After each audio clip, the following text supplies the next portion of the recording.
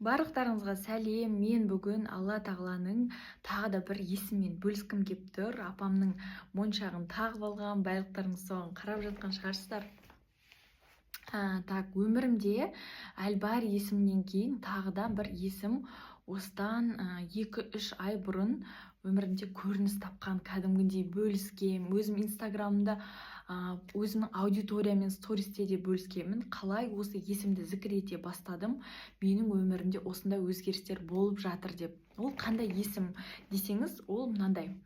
Алла тағаланың ашушы деген бар, бүкіл есіктерді ашушы деген есім бар. Әл-Фатах.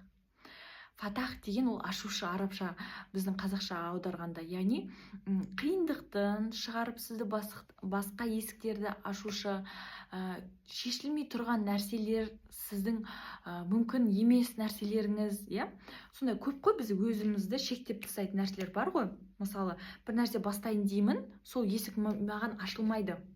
Бастайын деп жатсам да ашылмайды, әйтеуір білмеймін, қарыздамын, оған білім алу үшін ақша керек десең, әйтеуір бір жоқтар, рассрочкаңда шықпайды, қарыз сұрасаң бермейді біреулер деген сияқты. Ал бұл ашушы деген есімді егер сіздер қайталай беретін болсаңыздар, отбасылық жағдай, мейлі жұмыс, мейлі ақшалай болсын, бүкіл есіктерді ашушы деген есім. Қалай мен осы есімді зікір еттім? Әл-Фатах, бисмилля я Фатах, я Фатах, Әл-Фатах деп зікір етем. Күнделікті өмірде все время сөйлесіп жүрмейміз ғой, бір какой-то моменттерде өзіміз қаламыз ғой, тамақ істеп жатқанда, болмаса бір жақта кетіп бара жатқанда, жүріп бара жатқанда, просто осы есімді зікір етіп көріңізші. Прям сезінесіз. Менде 3 нәрсе болды. Менде осы зікір еткен кезде 3 нәрсе болды. Біріншісі, мен инстаграм қарап отқан кезде бұрында бір көретінмін картинкаларды, мынандай мастер-класс сияқты аппаратта сол картинкаларды суретке салғызады. Ондай біздің таразда жоқ еді да. Біздің таразда жоқ ондай картинка салып, сізге мастер-класс өткізіп, сондай бір, ол да рухани ғой, рухани білім да, ақшасын төлейсің, какой-то 1-2 сағатта сізге картинка салдыртады. Көп бір ортада. Осы қыз, осымен айналысатын художник қыз маған өзі жекеме жазады ғой. Сәлеметсіз бе, мен сізді осындай Дешті деген кофейняда ол жақта мен шәкіртіммен кездескем, онлайн табыс шәкіртімді аламын, ол жақта офлайн кездесу болады. Сол Дештіда мені көрген ғой. Айтады, сізді осы жақта көріп едім, сол жақта мен осындай мастер-класс өткізейін деп жатырмын, сізге қызық па деп өзінің жібереді ғой видеоларын. Дедім ғой, я была в шоке, вот қандай, просто мен ондай жоқ деп ойлайтынмын. Сөйтсем, оказывается, бар екен. Бұрын Алматыдан тек қана көретін басқа қыздардың сторисынан. Және екінші вариант, мен услуга айналсам ғой, байқасаңыздар, менде бар. Кредитпен проблема болса, банкротство жариялау, арест, график жасау, история тазалау, рейтинг көтеру деген сияқты бүкіл услугаларды мен кредитный эксперт сияқты өзім жасап отыратынмын.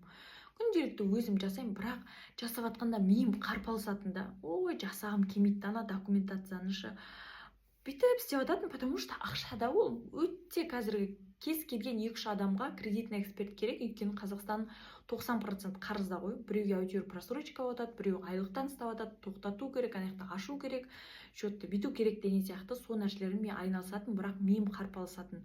И представляете, сол күні маған бір тоже өзім жұмыс жасап жатқан жерден бір қыз жазады ғой, сізге көмекші керек па деп. Представляете? Просто я была в шоке. Мен даже ойыма келмеген ғой услугадан көмекші алу. Мен айтады, мен бәрін білем. Мен барлық нәрсені істеймін, тоже осы онлайн саладамын. Сізге жасап бере аламын деді ғой. Осындай деп. И мен көмекші аламын сол күннен бастап. Просто менің өмірім жеңілдетіле береді ғой. Есіктер, мен даже ойыма келмеген нәрселер болып жатыр. Және үшіншісі, ол мен шетелге барғаным ғой. Мен Балиге барып, сол жақтағы нығметті да көруім, ең күшті есіктің бірі болды да. Бали елі еще мен Таиландпен бірге ашылды ғой.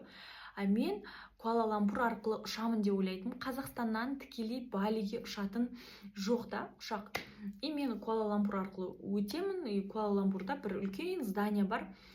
Сол зданияда бәрі сыртынан суретке түсіреді ғой. Қазір мен мына жаққа төбелеріне қойып тұратын боламын. сол үлкен зданияның сыртына барамын да түсемін, болды, сосын ары қарай Балиге кетемін деп ойлаймын, бірақ маған билетті алған ғой через Таиланд. Мен осы кезде шок болдым ғой. Мен 2 қабат кезде қатты томям жегім келеді ғой. Томям деген Таиландтың жаңағы өздерінің национальный блюдосы да. И мен үйде кухняда жеп жатқан кезде мен ойлайтынмын, мә томямды мен Таиландта жеп жатқан сияқтымын деп ше. Осыны шынымен Таиландта жесем ғой деген сияқты ойлар келетін. Мен 2 қабатпын. Жүктілік кезінде мен күйеуім жоқ, мысалы, көп депрессияда болдым, бірақ көп нәрсені жұмыс істегеннен кейін солай басатынмын. Өзімді кішкене бөліп, алып беретін нәрсені алып беріп, өзімді депрессиядан шығарған адаммын ғой, өзім психологқа барып, йогаға барып. И мен таң қалғаным сол Балиге баратын, мына шетел маған есік ашылып тұр, плюс Таиланд ашылады ғой. И мен сол Таиландқа барғанда томямды жеймін да, и мен көзіме жас келеді ғой. Аллахым деймін да, қандай сонда Аль-Фатахсың деймін да, ашушы бүкіл есікті ашып тастайды да. Сен қалаған баяғыда нәрселерді даже ашып тастау мүмкін да. Сіз просто сезіну керексіз. Қайтадан жылағым келіп кетті до того. Айтып жатқан кезде бұны тек қана зікір етіп қана сіз андай сезінетін боласыз. Шынымен Алла тағаланың сондай құдіретті күш иесі екенін өзіңізге мына есіктер ашылып жатқанда байқайсыз, бүйтіп ступенькамен кетіп бара жатқаныңызда. Даже керек нәрсе болатын баяғыда мен 2-3 кітап оқимын, бірақ мен смыслы түсінбейтін кітаптың даже. Мен қазір точно кітап оқимын, и сол жерде мен өзіме инсайт аламын да. И мен просто ашылу болады ғой, полный бар жақтан мына миым, мен қазір білім алып былай ашық тұрады ғой. Кейбір адамдар бар, білім алып жатса да жабық да, ол жабық, просто өткізе алмайды өзінен ше. Сол үшін мен сіздерге ең бірінші осы есімдерден бастаңыз деп айтатын едім. Шынымен сізге керек ортаның есігін де ашып қойды, сізге керек ақшаның да, табыстың да, сізге керек барлық нәрсені ашып қояды. Иә, қарыздан да құтыласыз. Өйткені дәл қазір сіз сезінуіңіз үшін ақша болған кезде мен күшті болып кетем емес.